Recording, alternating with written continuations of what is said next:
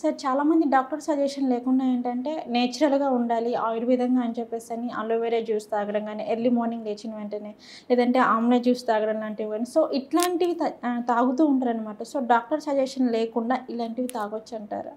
అంటే నేనేం చెప్పబోతున్నా అంటే జనరల్ ఫిజిషియన్ సజెషన్ లేనిది ఏవి కూడా తీసుకోవద్దు ఎర్లీ మార్నింగ్. ఎందుకంటే ఒక్కొక్క బాడీకి ఒక్కొక్క లాగా ఉంటుంది ఇమ్యూనిటీ అవును. పవర్ అనేది. హ్మ్. మనం ఇప్పుడు సపోజ్ మార్నింగ్ ఆమ్లా జ్యూస్ కానీ లేదంటే అలోవెరా జ్యూస్ అలోవెరా తీసుకోవడం జ్యూస్. వల్ల కూడా హ్మ్. గట్ ఇష్యూస్ లైక్ ఇంకా ఈజీగా మోషన్స్ ఎక్కువ రావడం లేదా గ్యాస్ట్రిక్ ఇష్యూస్ రావడం ఇవి ఎక్కువ జరుగుతుంటాయి. హ్మ్.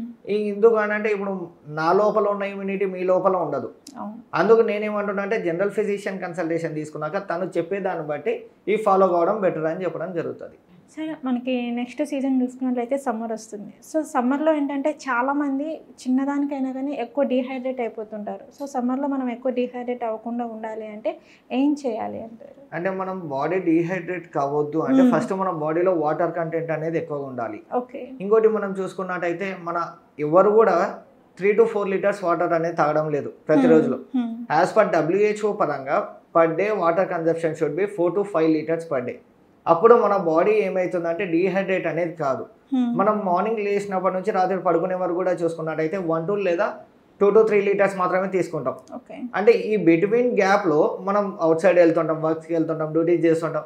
ఈ టైంలో డీహైడ్రేట్ అయ్యే ఛాన్సెస్ ఎక్కువగా ఉంటాయి. అంటే ఇటు వాటర్ కంటెంట్ ఎక్కువ ఉండాలి, ఫైబర్ కంటెంట్ ఎక్కువ ఉండాలనే చెప్పడం జరుగుతుంది. Okay sir. చాలామందికి ఏంటంటే ఫ్యాట్ అనేది పొట్టలో చాలా పెరిగిపోతుంది, కొవ్వు కరిగించాలి, పొట్ట తగ్గించాలి అని చెప్పేసి అని చాలామంది ఎక్సర్సైజెస్ చేస్తుంటారు. కొంతమంది జిమ్కి వెళ్తారు అండ్ ఇంకొంతమంది చాలా డైట్ ఫాలో అవుతారు, జ్యూస్ లాంటివి ఇట్లా రకరకాలుగా ట్రై చేస్తుంటారు. కానీ సో వారికి ఎటువంటి రిజల్ట్ అనేది ఉండదు. సో పొట్ట తగ్గాలి అంటే మనం ఎటువంటి డైట్ ఫాలో అవ్వాలి అంటారు? ఏమన్నా మీ దగ్గర చిన్న ట్రిక్స్ లాంటివి ఏమైనా ఉంటే చెప్పండి. ఒకటి చూసినట్టయితే ఇప్పుడు చాలా మంది ఇప్పుడు ప్రజెంట్ సినారియోలో కూడా ఈ 21st సెంచరీలో ఎక్కువ ఒబెసిటీ అనేది రోల్ ప్లే చేస్తుంది, లేదా డయాబెటీస్ అనేది రోల్ చేస్తుంది. ఎందుకోసము అని అంటే మనం తినే ఫుడ్ ఏ విధంగా ఉంటుందంటే మొత్తం కార్బోహైడ్రేట్స్ లేదా ఫ్యాటీ ఫుడ్ తీసుకోవడం జరుగుతుంది. ఇంకోటి దానివల్ల ఏమైందంటే విజరల్ ఫ్యాట్ అనేది స్టోర్ కావడం జరుగుతుంది ఇన్ ద ఫార్మ్ ఆఫ్ హిప్స్లో కానీ, థైస్లో కానీ, చీక్స్లో కానీ. ఈ విధంగా మనం దానిలో నుంచి బయట పడాలంటే ఓన్లీ డైట్ చేస్తే సరిపోదు, దాంతోపాటు ఎక్సర్సైజ్ అనేది కూడా ఉండాలి. ఇప్పుడు మనం ఒక చైర్ మీద కూర్చోవాలంటే 4 legs ఏ విధంగా అయితే ఇంపార్టెంట్, ఒబేసిటీ ఉన్న వాళ్ళకు కూడా ఈ 4 like రెస్ట్ కానీ, స్లీప్ కానీ, ఎక్సర్సైజ్ కానీ, డైట్ అనేది కూడా అంత ఇంపార్టెంట్.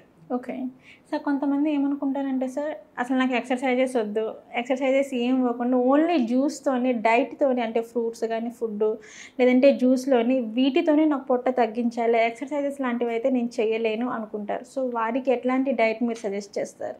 వారికి ఏంటంటే వాళ్ళకు ప్రోటీన్ డైట్, ఎవరికైనా జనరల్గా ప్రోటీన్, ఫైబర్, కార్బోహైడ్రేట్స్ అన్ని వచ్చేటట్టు ఇస్తాము డైట్. కాకపోతే ఏంటంటే ఎక్సర్సైజ్ చేయకుంటే మాత్రం రిజల్ట్ అనేది కనిపించదు. ఎందుకు అని అంటే మనం ఇన్ని రోజులు కూర్చొని తినింటాం లేదా అన్వాంటెడ్ ఫ్యాట్స్, ఫ్యాటీ ఫుడ్ తినింటాం. అవన్నీ మళ్ళీ రిటర్న్ వెళ్ళాలి లేదా ఫ్యాట్ కన్జంప్షన్ బ్రేక్ డౌన్ కావాలి అంటే ఎక్సర్సైజ్ అనేది మ్యాండేటరీ. అట్లీస్ట్ వాళ్ళు ఒకవేళ ఎక్సర్సైజ్ చేయలేను, నాకు టైం లేదు, షెడ్యూల్ బిజీ ఉంది అనుకుంటే పర్ డే వచ్చేసి 10,000 స్టెప్స్ అనేది చేయాలి. From morning till bed time వాళ్ళు 10,000 స్టెప్స్ అనేది చేస్తే అప్పుడు వాళ్ళకు క్యాలరీస్ అనేది బర్న్ అయ్యి అప్పుడు వాళ్ళకి రిజల్ట్ అనేది కనిపించే ఛాన్సెస్ ఎక్కువ ఉంటాయి. అందరికీ నమస్కారం. నా పేరు Bomma Yashwanth, clinical dietitian, medical hospitals, Begumpet.